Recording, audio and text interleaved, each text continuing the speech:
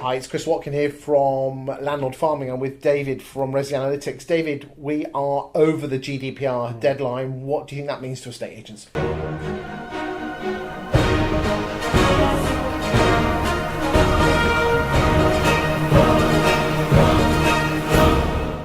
Well, I think first and foremost it means they don't have to see any more privacy policy update emails, which is a huge relief.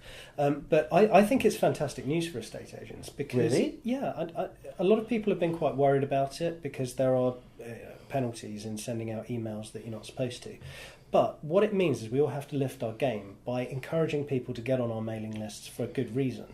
And it gives agents the opportunity to put out thought leadership material on the local property market, which will get people signed up. Because let's be honest, who wants to sign up to an estate agent who basically just bombards them with sales messages, how brilliant they are, or what about these agents that just chuck out their listings? Is that interesting, do you think? I don't think it is interesting. I don't think anyone wants to be sold things online. I think do you think anyone wants to be sold anything full stop? I don't think they do. But with agents, you're dealing with a clientele who are the vast majority of them are out of market. Most people aren't selling their home. Most people will not be selling their home with you or anyone else for a few years.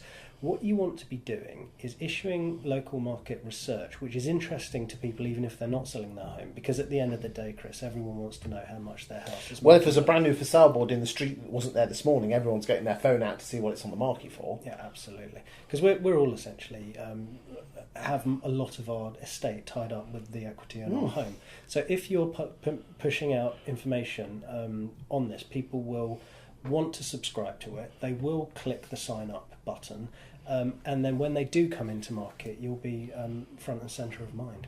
Interesting.